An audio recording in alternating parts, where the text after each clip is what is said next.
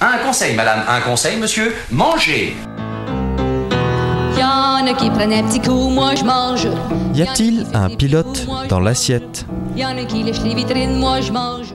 Anne, je suis super embêtée parce que tu m'as toujours dit manger de la viande, de la crème et des œufs dans le même repas, ça n'aide pas à bien digérer. Et moi, quand je mange ça, il se passe rien. C'est normal? Tu veux me dire qu'en fait, toi, tu digères comme une fleur avec tout ça? Bah ouais. Ah bah tant mieux, écoute. En fait, c'est vrai que souvent je parle, notamment pour les repas festifs, etc., de cette histoire de combinaison. C'est vrai que ça s'adresse surtout aux personnes qui ont du mal à digérer, qui se sentent lourdes après le repas. Si c'est pas ton cas, on va pas aller chercher la petite bête là où il y en a pas. Voilà, si tout va bien, tu continues à faire comme tu fais d'habitude et ce qui te convient à toi. On me demande aussi souvent, mais comment je sais, moi, que tout va bien pour moi? En gros, si tu te sens bien, c'est que ça va bien. S'il n'y a pas de signaux pour t'indiquer que il y a un truc qui tourne pas rond, c'est que ça fonctionne pour toi. S'il y a besoin de plus de précision, moi je propose 3 questions pour savoir si l'aliment ou ce que tu as fait, ça te convient ou pas. Déjà, demande-toi si, t'en avais envie et que ça t'a fait plaisir de le manger. Si t'en avais pas envie, peut-être il y aurait mieux valu déjà passer outre, ne pas manger ça. Si t'as pas eu de plaisir, c'est la validation que c'est pas pour toi. Ensuite, on vérifie si on digère bien. Est-ce que la combinaison de ces aliments-là, ou est-ce que cet aliment spécifique, tu l'as bien digéré? Si tu digères bien, pas de problème. Ensuite, je propose de vérifier si tu te sens pleine de vitalité après avoir mangé ça. Est-ce que tu sens que tes petites cellules, ça pétille à l'intérieur, que tu es prête à entamer la journée, etc. Si c'est le cas, c'est que ça fonctionne pour toi. Donc on cherche pas la petite bête et on continue à faire comme on a fait. Oui, mais si tu dis ça, c'est qu'il y a certainement une raison. Les grands principes de diététique, ils s'appliquent parce qu'il y a une raison. Donc pourquoi, pour moi, ça marcherait différemment? Parce que toi, t'es comme ça, très cher.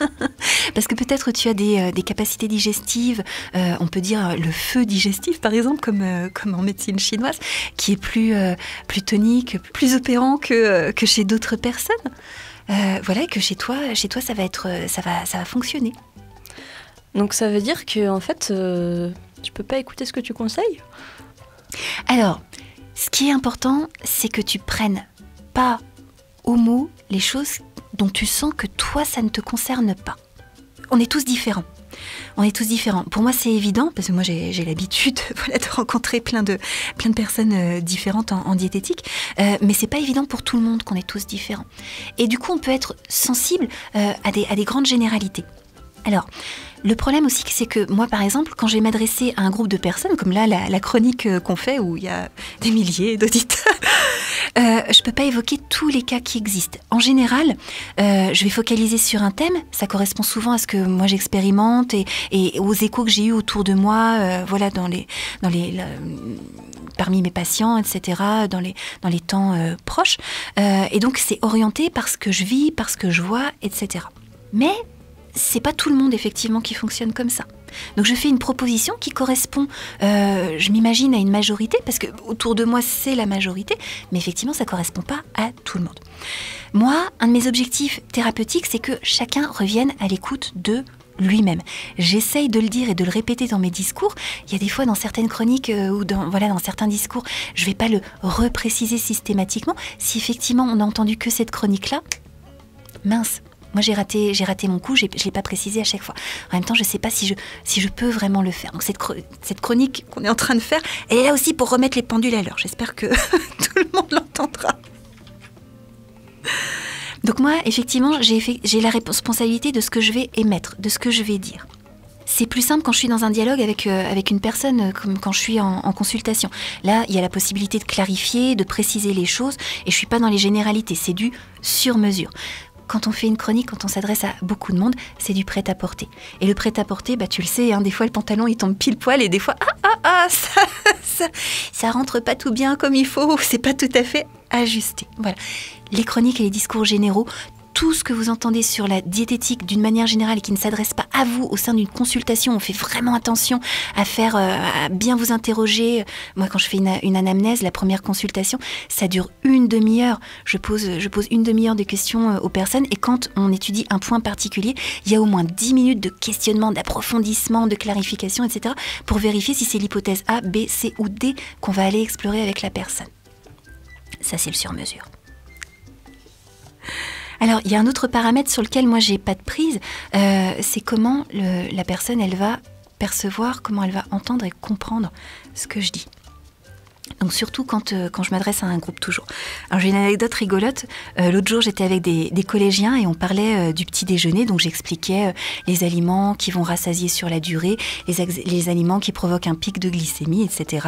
Comme, je sais pas, les jus de fruits et tout. Et à un moment donné, il y a une jeune fille qui m'interrompt et qui me dit « Mais pourquoi vous dites qu'il faut boire du coca au petit déjeuner ?» Et alors, bon, que les choses soient claires, j'ai absolument pas dit ça. Et je n'ai non plus jamais voulu le dire. Et je suis vraiment heureuse qu'elle m'ait interpellée parce que ça a permis de clarifier les choses par rapport à ça. J'ai envie de te partager une citation de Bernard Werber dans tu connais encore mieux que moi. L'encyclopédie du savoir relatif et absolu. Bernard Werber, il dit « Entre ce que je pense, ce que je veux dire, ce que je crois que je dis, je le paraphrase un peu, ce que je dis vraiment, ce que vous avez envie d'entendre, ce que vous croyez entendre, ce que vous entendez, et ce que vous avez envie de comprendre, et ce que vous comprenez, il y a 10 possibilités qu'on ait des difficultés à communiquer. Mais on va essayer quand même. Donc c'est normal qu'on déforme les discours, on est influencé par ce qu'on sait ou ce qu'on croit savoir. Avec mes patientes, par exemple, moi je pose tout de suite, dès la première consultation, un cadre de bienveillance. Je suis là pour être bienveillante à leur égard, pour les écouter sans jugement. On travaille souvent sur la culpabilité toxique, on observe les impacts pas constructifs que ça peut avoir sur les comportements. Et ben, au bout de plusieurs mois, quand la personne a traversé un moment difficile, qu'elle n'est pas fière de ses comportements et qu'elle revient me voir, la première chose qu'elle me dit, c'est « vous allez me taper sur les doigts ». Et tu le fais? Alors je demande si elle préfère la règle en fer ou en bois, voilà, en fonction de ses préférences. Mais on rigole parce qu'elle se souvient que c'est pas comme ça qu'on travaille, c'est pas comme ça qu'on est dans notre relation thérapeutique. Mais le schéma, il est tellement ancré dans la tête qu'il va ressortir dès qu'il y a une émotion forte, voilà, dès qu'on est en stress. Et c'est normal à nouveau. En plus, il y a l'image de la diététicienne. La diététicienne, c'est celle qui va donner des règles par rapport à l'alimentation. En plus, elle va nous priver de ce qui fait plaisir, la méchante. Voilà. C'est une image qui est super puissante et elle nous influence forcément. D'autant qu'il y a plein de diététiciennes ou de diététiciens qui travaillent comme ça, hein, c'est tout à fait vrai. Et moi, avec mon approche comportementale, c'est un gros enjeu de réussir à communiquer efficacement sur ce qui se passe vraiment dans le travail qu'on va faire avec les patients par rapport au comportement alimentaire, où il n'y a pas de jugement, où il n'y a pas de règles à suivre, mais où on va revenir à l'écoute de soi. Par contre, c'est normal d'être incrédule tant qu'on ne l'a pas expérimenté, tant qu'on n'a pas recréé les circuits neuronaux qui vont nous permettre de plus être dans les croyances, mais de dire « tiens, je l'ai vécu, ça, donc ça, c'est vrai ». Tant qu'on n'en a pas conscience, on se fait balader par nos croyances. Et parfois, on n'arrive même pas à voir ce qu'on a sous le nez, tellement on est happé par nos schémas. En plus, on a tellement appris à obéir au « il faut », au « c'est bien », « c'est mal ». Moi, ce que j'appelle le mental, c'est comme un réservoir plein de tous ces principes, de ces croyances qu'on a par rapport à la nourriture. C'est une fois encore que des généralités. C'est très important de les repérer pour vérifier si ça s'applique à moi, ici, maintenant. Donc le job, c'est de repérer nos schémas, nos croyances. Une fois qu'ils sont repérés, on va travailler à prendre du recul et à plus se laisser hameçonner et embarquer par tout ça. Du coup, on va se consacrer au vrai travail, c'est-à-dire s'écouter, s'observer, repérer les signaux du corps, bien les traduire et faire ce qu'il faut pour que tout tourne rond.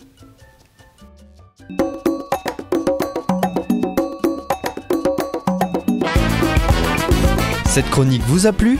Alors participez-y en posant vos questions à Anne-Claude à l'adresse contact@radioalto.info.